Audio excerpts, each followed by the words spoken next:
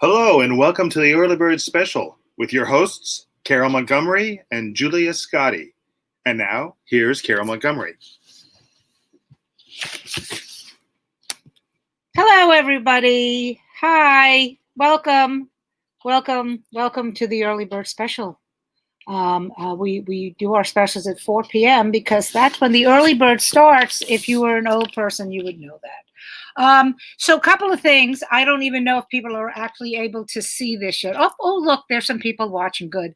Because there was a kind of, I'm not really sure because we do this on StreamYard and then we go over to Facebook Live and there was a glitch in Facebook Live. So I'm not even sure if there's people who are actually watching the show. So we will see, because then we can always just oh good, somebody is watching. Oh, thank goodness it's working. Facebook is working. So hey everybody, how are you? How's everything? We are in 6 months, the official 6-month anniversary of quarantine. So I don't know what that is. I think that's a case of tequila, I think. It's been weird. Been a lot. It's been I don't know, this for some reason this week has gotten to me. I don't know if it's the quarantine. I don't know if it's the politics. I don't really know what it is. I just am feeling very blah. I miss our old life very much. I've said this before. I even miss hecklers, which is amazing, but because I used to hate hecklers, but I miss everything about it. Like, it's just, I really look forward to doing this, even though the day it happens, I'm always like, oh, I have to put makeup on. Oh, I have to shower. I didn't even do my hair. I just let it go curly. I hope you guys like it. But I did cut it, by the way, by myself. So, wow, it actually looks really nice like this. This is kind of interesting. I don't know if I cut it right because this side looks, well, this is what you do when you have a show. You look in the, and here's something I decided I don't like anymore. I don't like my neck. I have reached that age. I have reached the age of that Nora Ephron talked about, but I don't really like my neck. So what I'm trying to say out there is, if there's anybody out there that, I don't want to get plastic surgery. I'm very anti-plastic. I just need to hire a man to just hold my neck. Oh, wow. Look at the difference. Why can't they just come up with like a hair clip? You know how you wear a hair clip here? I think if you just did a hair clip like that would be so perfect. Look at that. I look 20 years younger. So, yeah. So I want to bring Julia on, and we have a fabulous guest, Maija DiGiorgio, who I love to death, but I think she's going now by just Maija. I'm not really sure. But I want to bring Julia on because not only is it the 6-month anniversary of the quarantine, but it's also been 6 months since the Showtime special, More Funny Women of a Certain Age, has aired. And had this been a normal time, Julia and I would be Julia's making faces at me in the green room. Julia and I would be on the road making so much money, but now we're in our rooms. And this is where so Julia, I'm coming to bring you on now because I know you have a face to make. So hold on, everybody. Here's Julia Scotti. I'm lifting. This is what I look like. Faceless. Oh, God. By the way, today's show brought to you by, where is it? Healthy Pop. Jolly Time. Healthy Pop popcorn. How much weight have you lost there, darling? I'm up to, I weighed myself this morning, 14 and a half pounds. And a lot of it has to do with this stuff. Ooh, right. Shit. Wait a minute. Yeah. Wait, it's the guilt-free snack. And if they want to buy some time on this show, that would be nice. I wish I would learn how to put it in the shot. Okay. You're 14 pounds. 14 and a half, almost 14, 15, just about. That's 15. Exactly what I have gained during this time in quarantine. And it's just, I wonder, and I'm curious what the audience thinks about this. I wonder if people feel the same way. Like when you're a comic, you're basically leading up to your show that evening, whether it's on the weekend, right, or during like the evening. Like, so when you wake up, like in normal times, we would, let's just say we had a show tonight, we would be planning for that the whole time. You get up late, make sure you eat, make sure whatever. But now I find that around the time I would be leaving for a gig is the time that I start to break out the Doritos, the wine. You can't even have that stuff in the house. Well, you know what I found really works for me? I don't know why it works, but I make this combination with Greek yogurt. I put in, I forgot what the hell I put in. Dill. I chop up dill a lot of dill. Uh-huh. I put a lot of garlic in there, like some cloves of garlic, a little bit of lemon juice, a little bit like that, and mix it with salt and pepper. And you know what? I sit there and I eat it. I just eat it right out of the bowl, like I'm like a dog. I just like a Greek. And it's so good. Do you just eat it with a spoon? Yes, I started to use it. I said, all right, I'm gonna put this on my salmon, and then I said, all right, I'm gonna put it on my potatoes. And I said, you know what? Why pretend? Why pretend? I'm only eating salmon and potatoes so I can get to this yogurt thing. So I just started eating it. Wow. Right out of oh my God, Carole, it's so good. Yeah. Yeah. Oh, so Ryan Marr says, I love how you said you'd get up late. It's true. We would get up late. We wouldn't get up early. Ryan, you know that. Ryan. Do you know Ryan?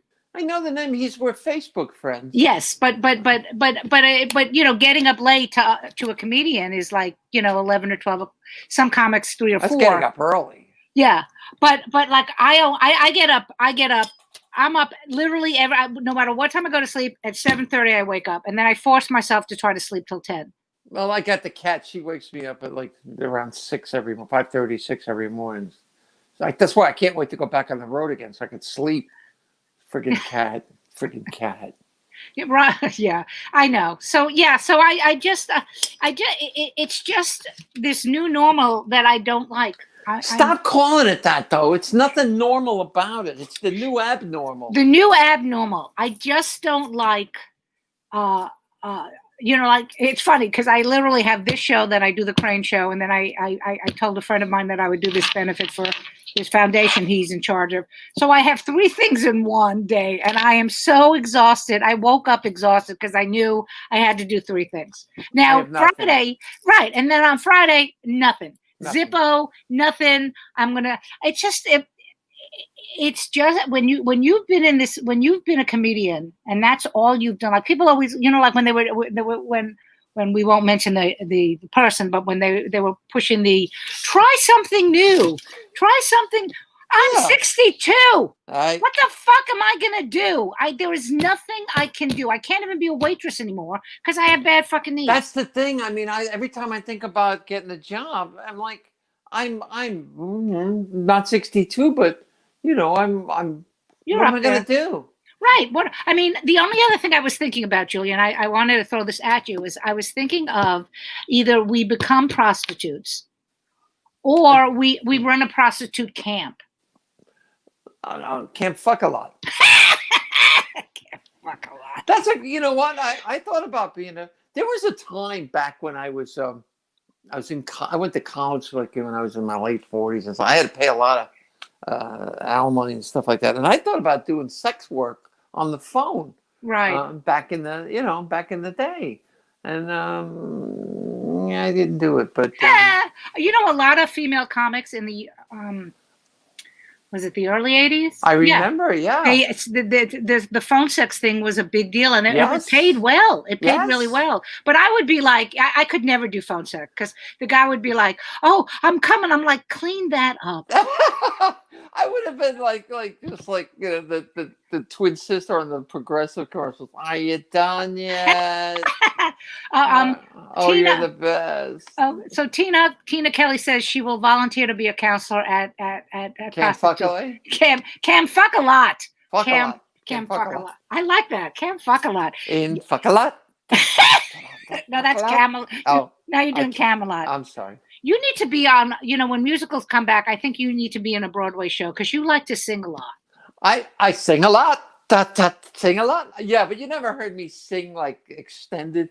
Ask Tom and Jen. I had an audition for a play about a transgender mayor of some I think like out near Seattle. It's a true story. This person was running for, but it was a musical. And they wanted me to play this mayor.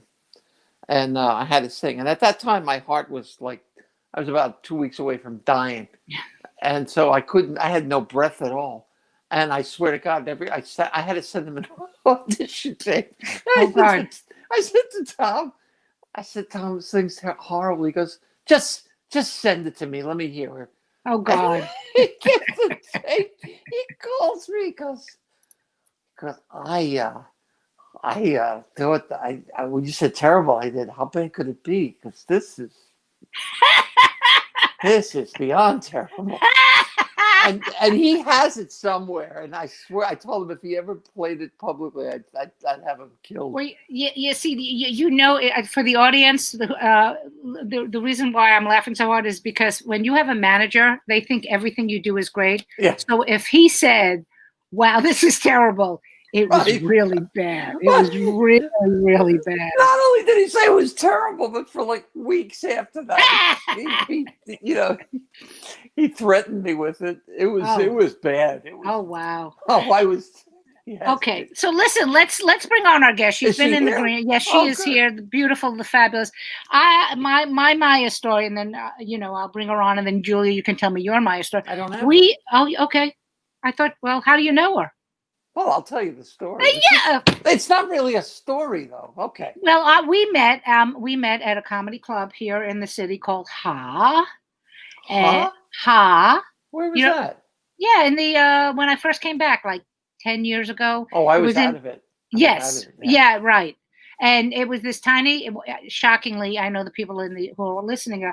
It was in the basement because comedy clubs are never in the basement, and it was run by a very interesting man, and but the whole barking that you see now that's in Times Square came out of the fact that Hal was running, because he was the first one to do the barkers and stuff like that.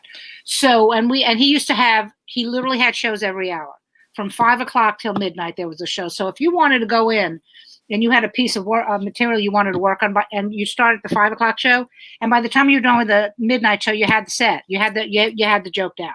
So that's where I met Maija, and then Wait, did he clear the room every time? He cleared the room every hour? Wow. Yeah. So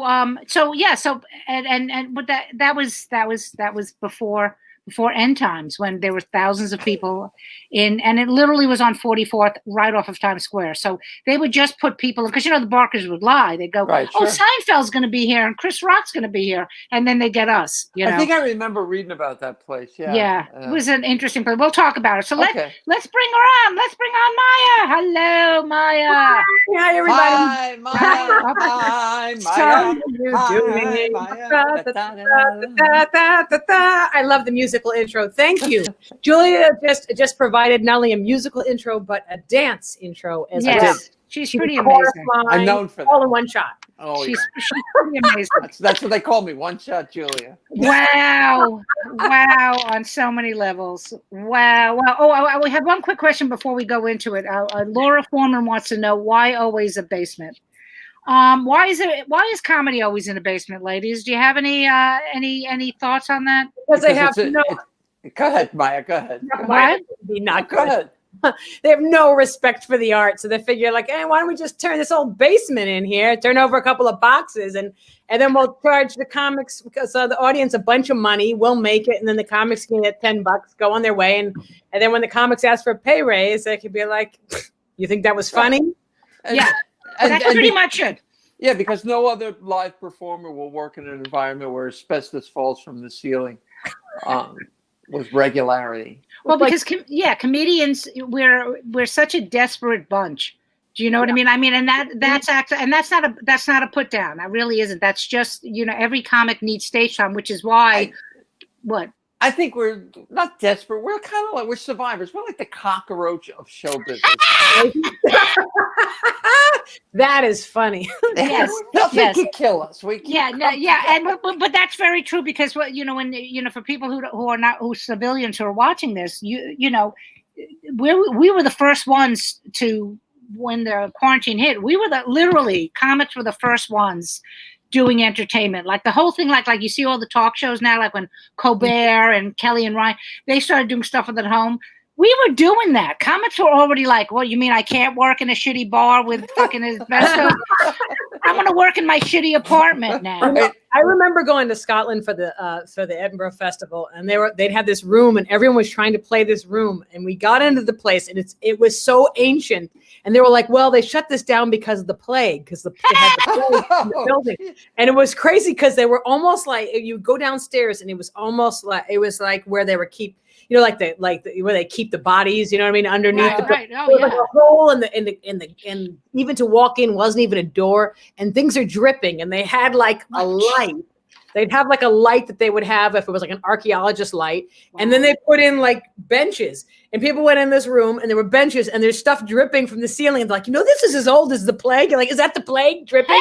Oh my God. You could scrape it off and put it on a cracker. That was the excitement. I'm going to travel overseas and do that. What was that like in Scotland as audiences go? I mean, did you have to adapt? How do you adapt? Completely. You walk on, you say, well, I went on when Bush was right when Obama was about to come in. Uh-huh. So the last batch of shows I did was, well, I'm from America, boo! And the room started screaming, booing you and heckling you.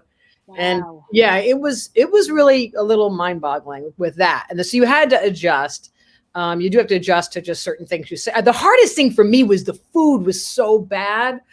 It was like I was starving. Like I went to McDonald's because it was less greasy. Oh, wow. The only thing I could eat was like Indian food or Thai food. I actually had my friend who used to work at Biagio. Biagio was shipping me food from the Bronx. Oh, that's hysterical. Yeah. He was like shipping giant boxes of like food from the Italian store. It wasn't like going to Italy. Were you living there? I went there the first time I did a week there. The second time I did a month there. So it couldn't have been that bad. I mean, if you were. Well, it's weird. It's like it's almost like open micer city. So it's literally 4 giant blocks from like the Royal Street with the end of the castle, right? 4 blocks over to this place called the Gilded Balloon. So which is a huge venue, and basically the whole thing is just every venue is a show. Either it's a comedy show, it's a one-person show, it's a theater show, it's an improv show, but almost every single venue was festival shows. And then there's like doors in between. So stuff that wasn't even a room that you would think of putting a show in, they found a way to put a show in. Well, like when we started. It's great. But at the same time, you have to flyer for your own show. Yeah. It's not like. Really? Yeah, so it's not, so, Edinburgh, it's a great honor to be asked to do it. But the problem with Edinburgh is it's not like Montreal. Like when I did the Montreal Festival, when I was the first woman to do the Nasty Show in Montreal, really?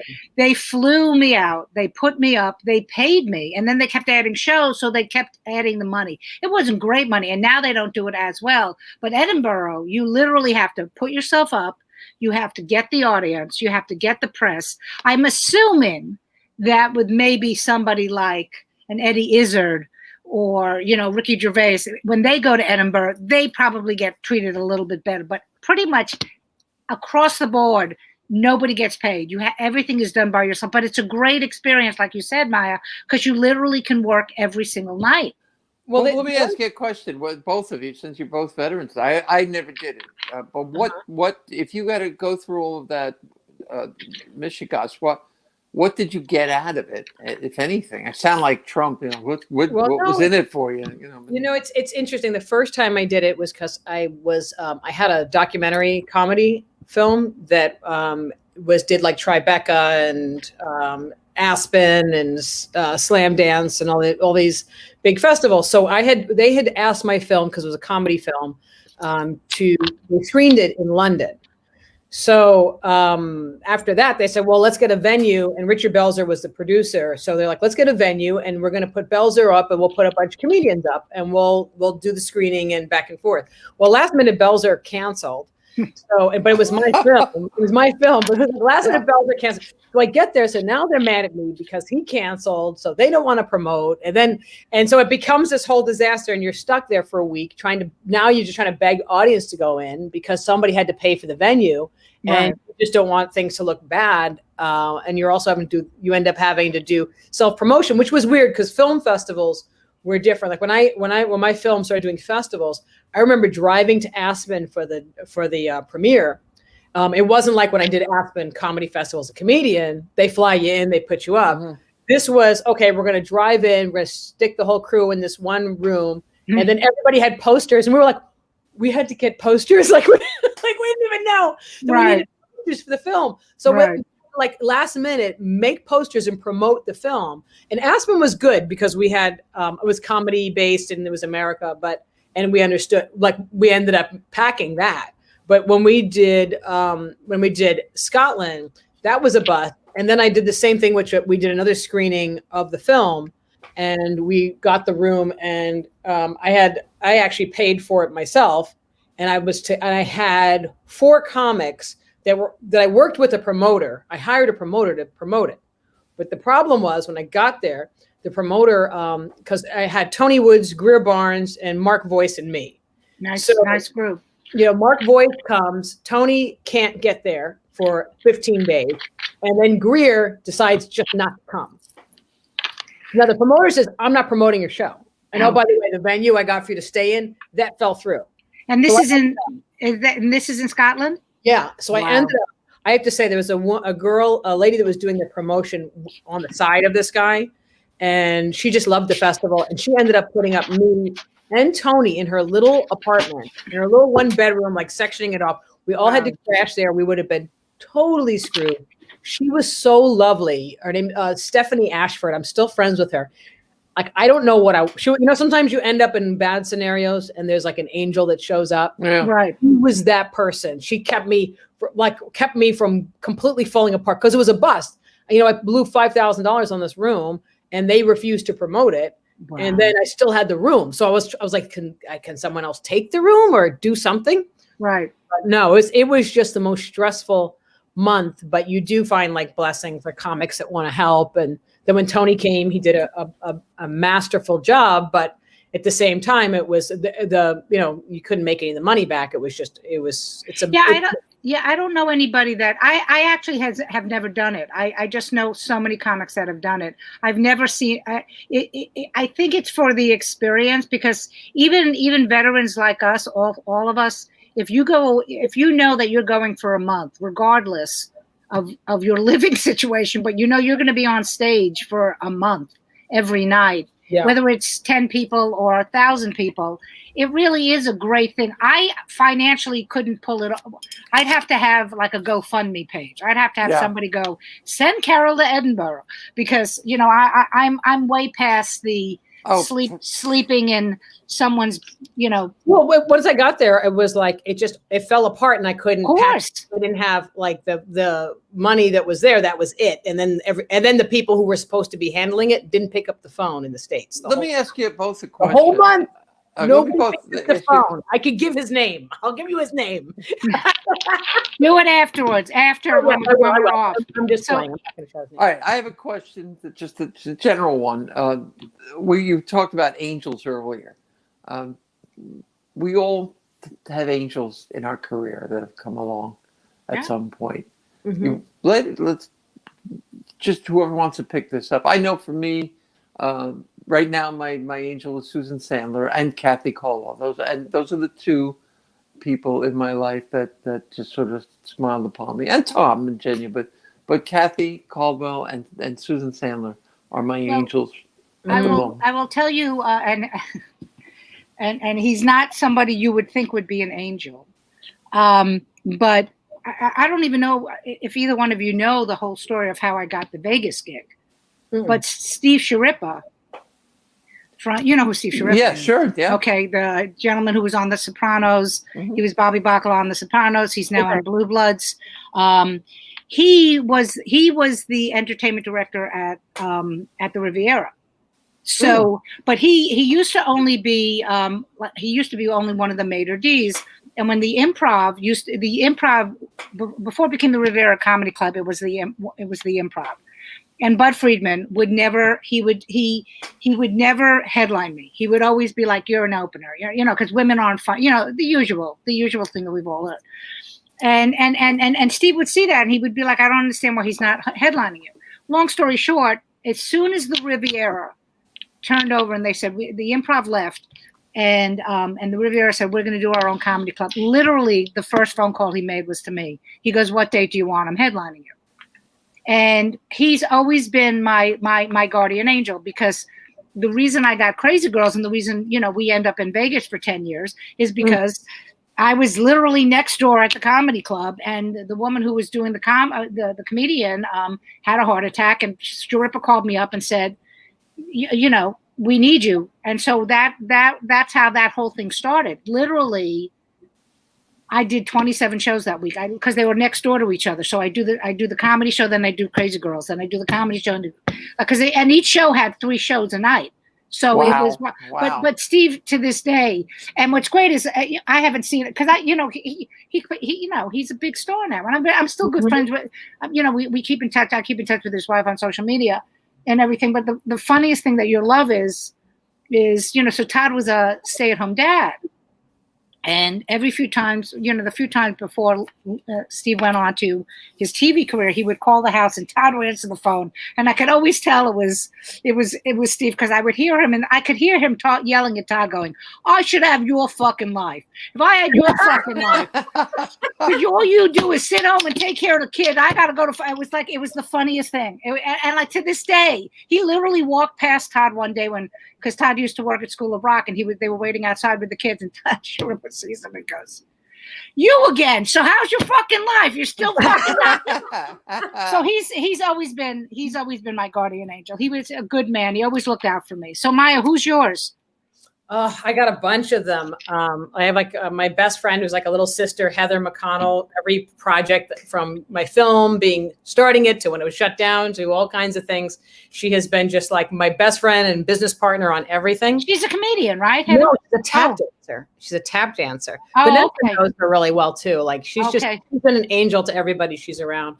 I'd say coming back into comedy because of my career kind of went into a different detour as a filmmaker was Robert Townsend. And Robert, I was filming an event as a favor and Robert showed up to watch this show. And, you know, I'm embarrassed. I'm there with a camera but you can't help. I'm not one of those people that gets like, turns into the fan, but sometimes you just have to. So I just went over, I was like, I'm such a fan of yours and I'm a comedian and this and that. And he's like, oh, send me your stuff.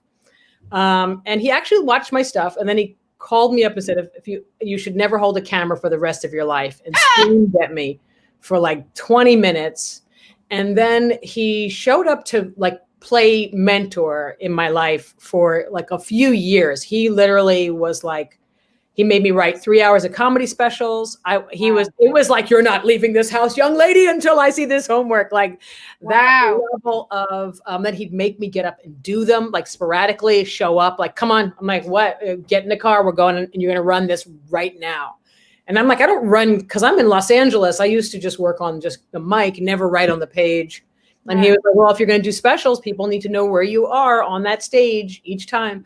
And so he really also set up my goal setting, like, where do you want to be? What producers do you need to know? Who's running what at what network? I want to see who your resources are. Who are people who will help you? Who are not? You need to think about a manager. Right. Who would you want? And on my list he said, pick out 5. And the 5 was Omnipop was on my list.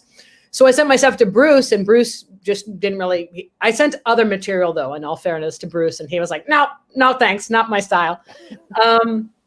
And then he fought me to get back on stage, like really, and you know, prayer and encouragement, and he made me write because I just couldn't get out of the negative attitude that anything good could happen. So he made me write every day.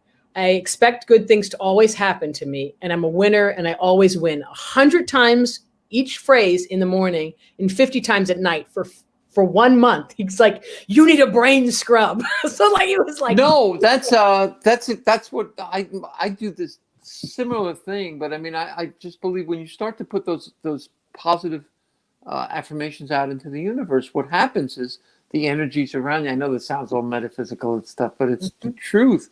The energies around you start to attract the good things that you really do deserve. We're perfectly happy if something bad happens, saying, well, it's everything bad happens to me. I expect it. Right. But we don't say, I expect good things to happen to me. And that's well, yeah, comedians, we're, getting back to when people say, why do you work in such shitty places? Because we're all used to just going, okay, sure. But it says there's a health code. Oh, don't worry about that. We'll give you a couple of drink tickets. Here you go. So and especially during this time when we're in quarantine and we're not doing our regular stuff, it's really hard. I call them the little guys on my shoulders that are just like, everything is terrible. Everything, it's really hard to not listen to that and fall into that wormhole. But Maija's, we were talking yesterday, Maija, about what she's doing. And you too, Carole. I mean, the both of you are very similar. You make stuff happen. No matter what it is, Maija's involved with. You want to talk about what you're involved with these days? It's been, this is where the shift is. And I've been since I shifted my thinking, I've had just amazing people show up where, like I said, I didn't think I could get into Omnipop, but then in 4:00 in the morning, I'm doing this terrible show. And I'm in Buffalo, New York. And something said, the person who can help you is in your phone book. That's just a thought that woke me up. Right. And I went through the phone book and I saw Tom and Genio. Boom. And I said, let me call Tom. Tom put me literally completely back to work because I was not able to get any work. Couldn't get through the lines at like Laugh Factory. Even Sinbad had called and Jamie said he wanted to use me. And then whoever new management had come in and there was no way to even get a hold of anybody.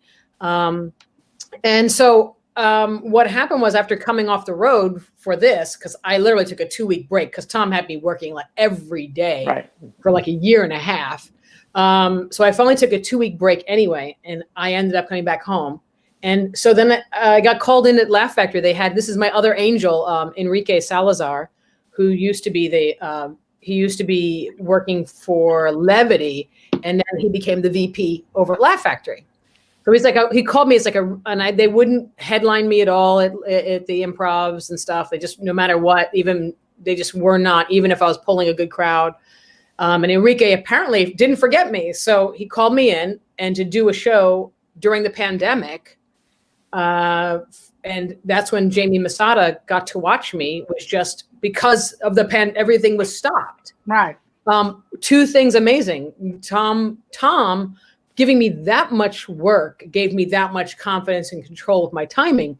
But Robert making me work without an audience in a rehearsal space, in the car, on the beach, like run it, gave me the focus to, this was like nothing.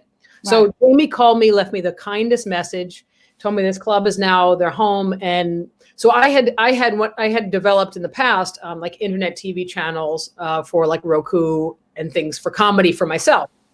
And my old businesses had got hacked and I had some trouble. But it hit me. I was like, they could really use this. And why hold on to something good? It's like whatever blesses one, blesses all theory. Mm-hmm. So I've been trying to find some other ways to help also. I've been working with them, putting together channels and getting the club other ways that they can function, as well as just pitching ideas. And we're all helping each other, and it's really turned into a family over there.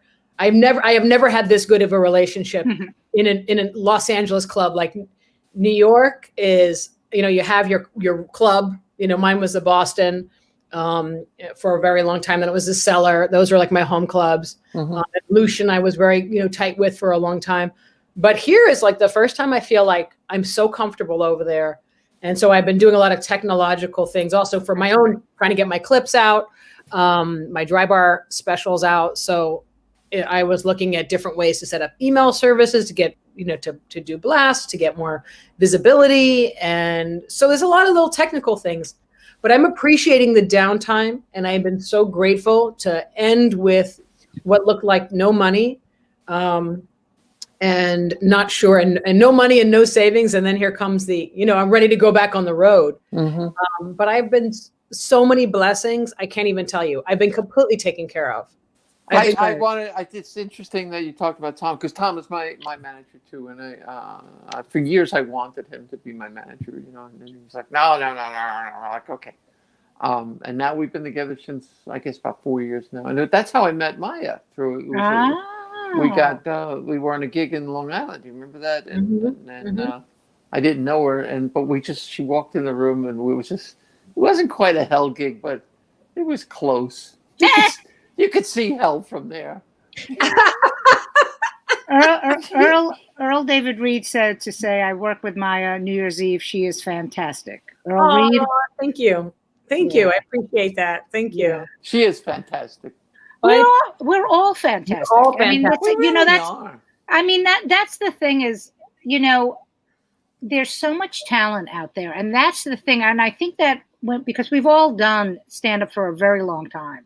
And you do get, you know, there is always that little tweak of how come, even with veterans, like how come that person's getting it. But for the most part, you know, at this point in your career, you know what's good and you know what's not.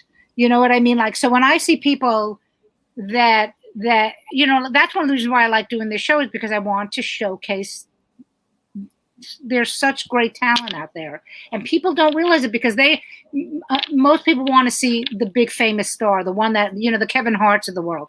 And not that Kevin, I mean, I'm not a fan, but not that Kevin isn't great at what he does, because he is great, and he parlayed his shit into a huge.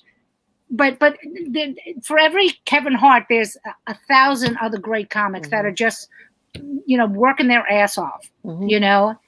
One of the things that I liked that I had to do, you know, with Robert, which was, you know, because his whole thing was you can't look at what other people are doing. Right. It took a long time to really retrain my brain, also in a way where he was saying, what makes you unique? Where are you unique? Where are you speaking in the unique voice? What is it like to be like the uncomfortable you? Like, what is it really like being uncomfortable, being caught between races, and where do you fit? Are you this? Are you that? Like, right. So with that, I really focused on what is uniquely me. Like, I've always wanted to be a little snappier. Like, I always wanted to be like a Carrie Carabas. Like, shit, I always thought Carrie was so funny and so beautiful. And it took me even all these years. I didn't really even identify the comedians that I looked up to, that I might even say I subconsciously emulate. You know, right. when I did Def Jam many years ago, I can say I chose my performance, because when I went and I performed at the Apollo before, and I was like screaming at the audience, and it was a great show, but I was screaming on the tape.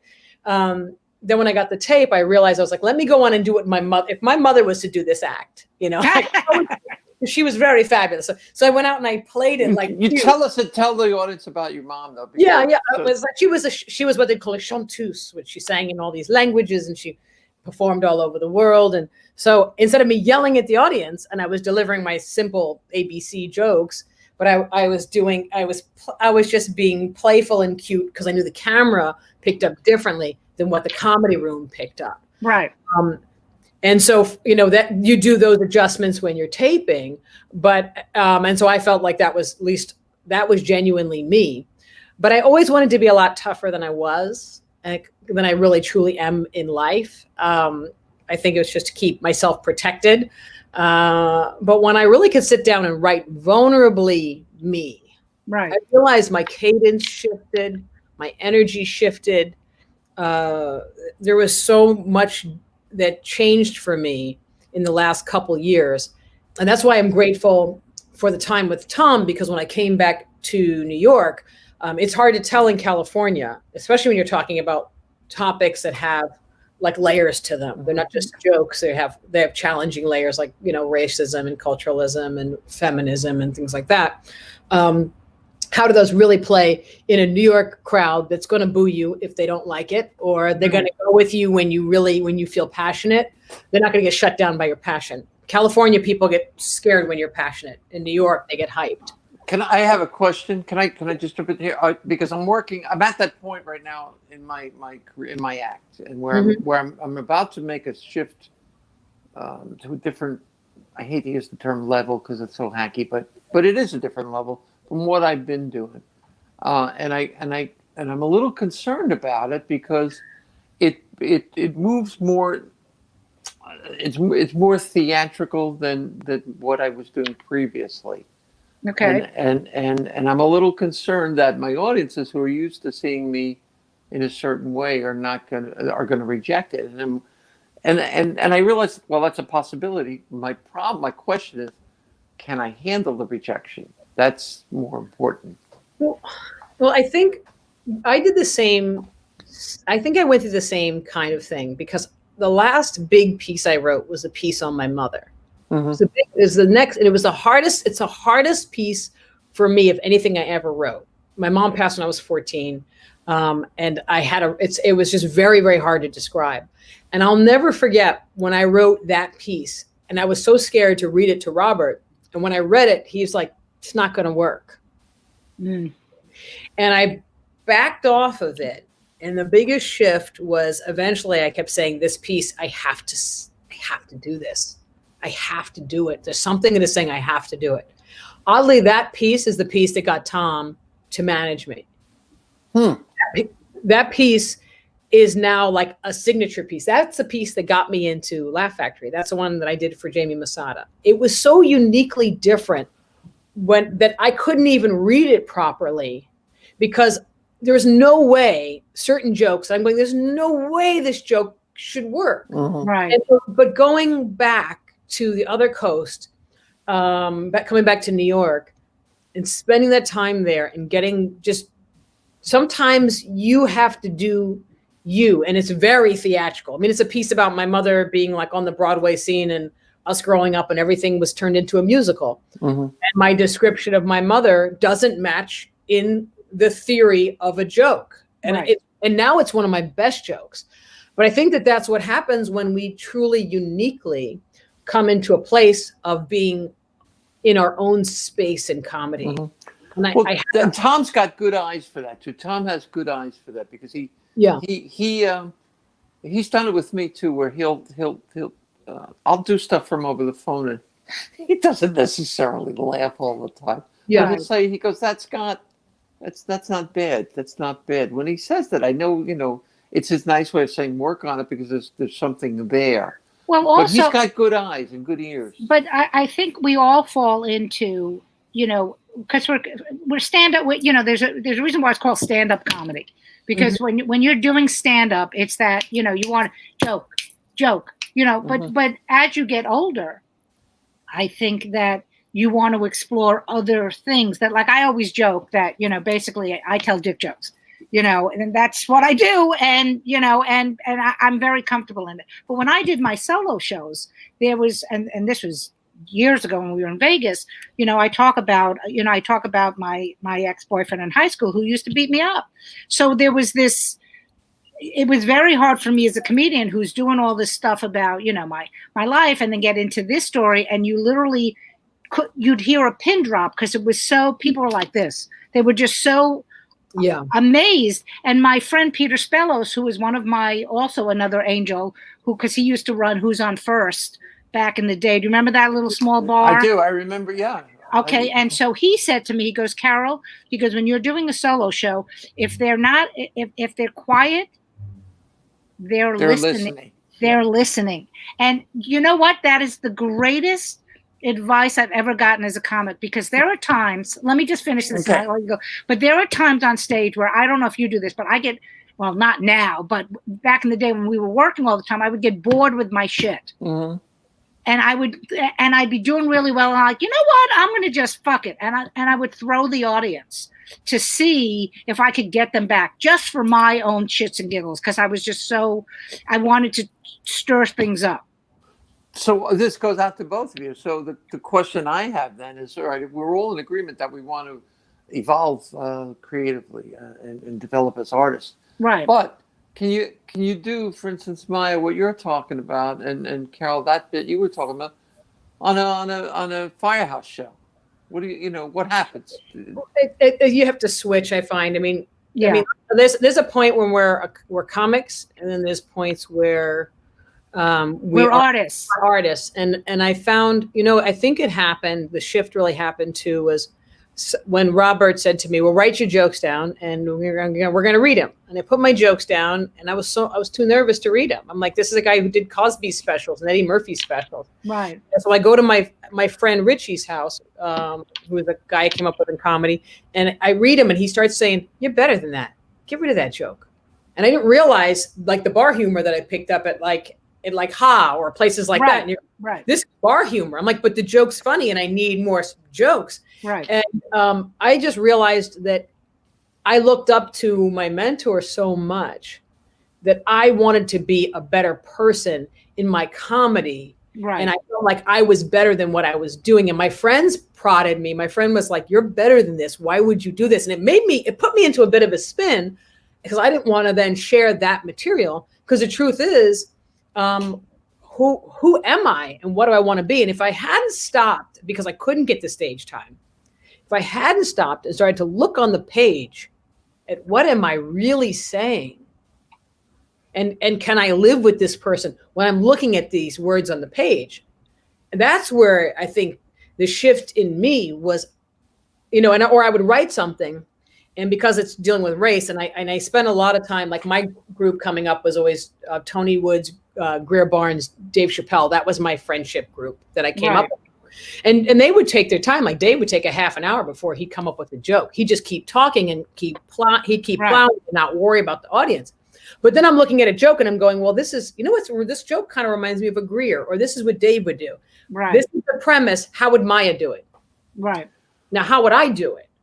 And then all of a sudden I'm going, okay, I'm going back through these things, which were concepts that may be familiar in the conversations with comics that I grew up with that are my friends in the same style. Yeah, but I think the point where, like what Julia was saying about like doing a firehouse. So let's be honest. Making a living. How do we make a living? When you're making a living, I think then you that's why I'm always on the lowest common denominator. That's why dick jokes for me.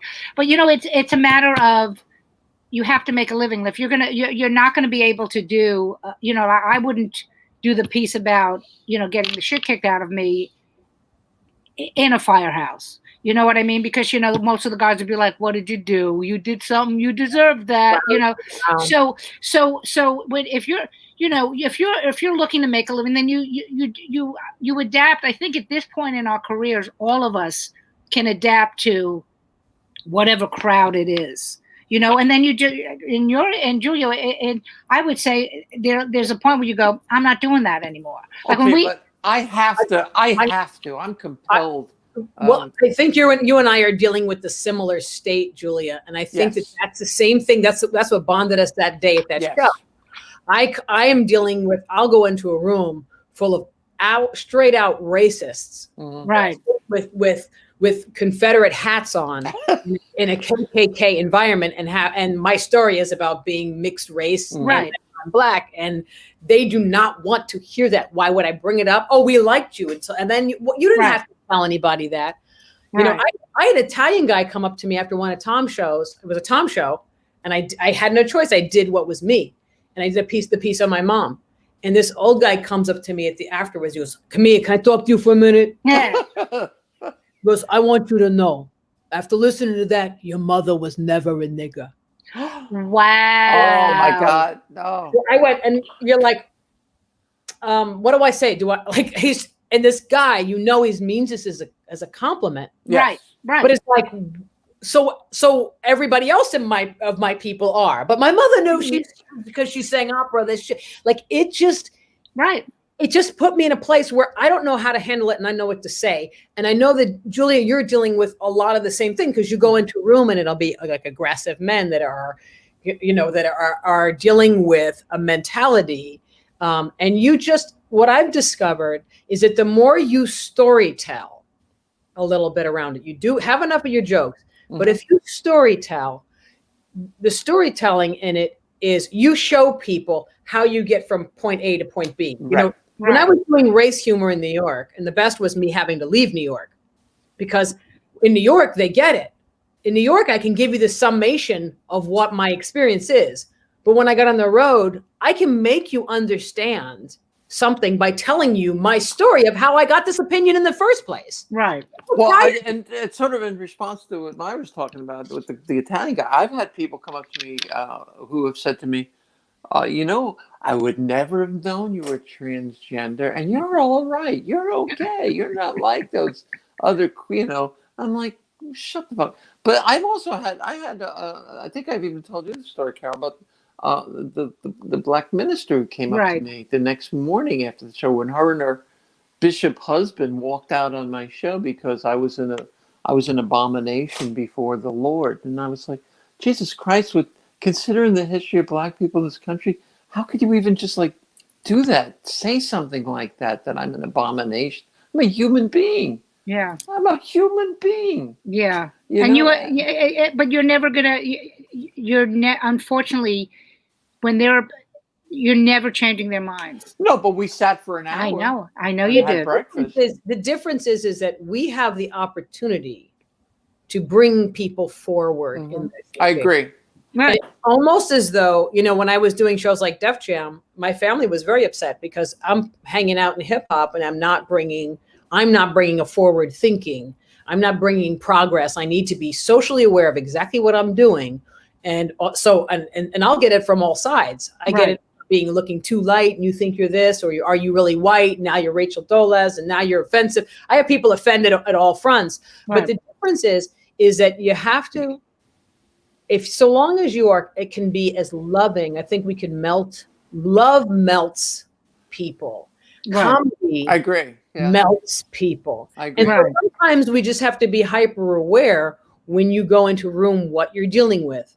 Right. And so when Robert was asking me to lock the special, I kept saying my special kept changing because every time I went into a room, I had to address exactly what I was doing. I had to keep swinging it differently because of who was in the room and when do you drop the ball? I think that was our first conversation, Julia. Mm-hmm. It was like, when do I drop the ball? When do I drop the bomb on the audience? Because so much cognitive dissonance happens. The second I mention that, like, my mother's black, boom, I'm black, boom, I'm mixed, boom, I got these. It's like dropping a handful of Super Balls that go 1,000 different directions. Yeah. And as a comic, you got to catch them in one shot and then take them down the road you want to. Yeah. So it's just knowing that you have to be 3 steps ahead. Well, it's a skill set. It is a skill set. Sure. You can make the world better because we have voices. Mm-hmm. By the way, ladies, I hate to tell you this, but we're almost at an hour. Oh, I'm sorry. Are we really? No. Why are you apologizing? This is great. No. This is what we do. We get so wrapped up in talking, and then we turn around and we're like, oh shit, it's time to go. This has been one of the. I've really, truly enjoyed Maija, this. I am going to ask if you can come back in October and finish this conversation. Yeah, I love it. You guys, you don't understand. Like, both of you, I just so admire and all that you do for comedy, because we're comedians, but you do things for comedy. Like, Carole, you take care of comedians. Like, you've always have. Who's just, and it's just such a blessing. You. And Julia, you and I are on the same journey, and I just feel I'm so inspired by both of you, and you're both so funny. Like, I don't like. Tom's like, you have to go on after Julia. I was like, no. I actually forgot I was there to work. I'm like, I get so involved in watching you guys work. And then I was just like, why did I have to do that? Because I can't even, like, how am I going to come after that? Right. And especially when you're watching somebody and I think when you end up working with people that you really admire, and then you're sitting there and you're watching the show, and then somebody taps you and goes, you're next. And you're like, but I'm watching the fucking show. Gee, Carole, I don't know what that feels like. Gee, Carole. I don't know what you're talking about, Julia. Yeah, I know you don't know what I'm talking about. Do you know what she did to me, Maija? Do you know what she did to me on the special? No. Oh, everybody that was on the special. Yeah. Right. Superstars, all. About an hour before the show starts, she comes up to me. She goes, "Oh, by the way, you're closing the show." I'm like, "What? What?" And the look of terror in her face. I mean, we laugh about it now, but this is the look. and I grabbed her because and this shows you how much we trust each other. Also, Maija, is I literally grabbed her and I looked in her face, in her eyes, and I said, "You can do this. I would not ask you to do this if I didn't think you could do it." And of course, she walked out and fucking slaughtered as she is wont to do. But it is scary because, but also for me, and this is always why I did this, is it's so much fun to watch somebody shine. Like I'm getting goosebumps remembering how terrified she was. And then I was out, I immediately, we were backstage. She went on. I came running out to watch, and I saw her nail that first joke, and I went, "I'm right again." Oh, no, I mean, it's just also you guys smashing ageism, like just smashing it. Like there's no, like you guys smash it, and it's just that's what has to happen. Like there is no age. There is no age. We don't.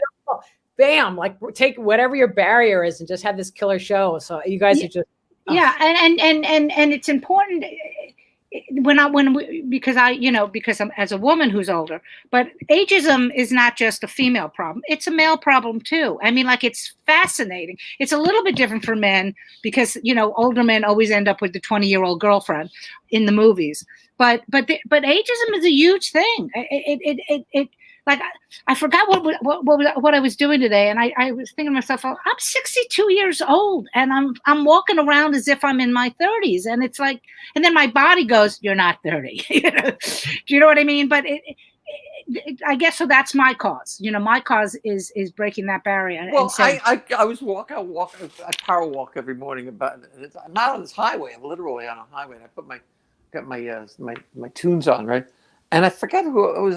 Brian Setzer, big band, who I love. The Stray Cats. And this fucking rocket, right? I'm walking down the road and I'm playing air drums, and people are like, I'm 60-something years old, and people are honking their horns, right on, kind of thing. Oh, that's it is all up here. It is all up here. So anyway, listen, we do have to go. Maija, we're going to have you back. Do you have it? Check out the Laugh Factory and all the stuff that's going on there that Maija is doing. Yes, I appreciate it. And then you guys got to call Laugh Factory because you're wanted over there. We're setting everything up. So cool. And Julia, of course, plug away. Oh yes. In case I had never mentioned it before, I have a CD called "Hello Boys, I'm Back," and the Showtime special is still running. It is running. It's streaming. It's literally streaming every day. Both specials, Funny Women of a Certain Age, more Funny Women of a Certain Age, and not only is it streaming, but it is literally on the programming every day. Somebody always said. So where else? You said on Spotify now? Yeah, now yes, and the first album is now the first special is now an album. It's running on Spotify. And so Maija and Julia, please, we're going to end the broadcast and then just stay on and we'll just catch up quickly. Dry Bar. I'm on Dry Bar. Yes, and Dry Bar. Do not forget Maija. And she seriously, I mean, we know how great Julia is. We talk about Julia all the time, but Maija, seriously, God, I remember sitting with you in Ha just saying how brilliant she was. So if you can check her out. And everybody else, stay safe. Hopefully we'll get out of this quarantine soon. Love you guys. Bye. Bye. Bye. Yeah, hold on.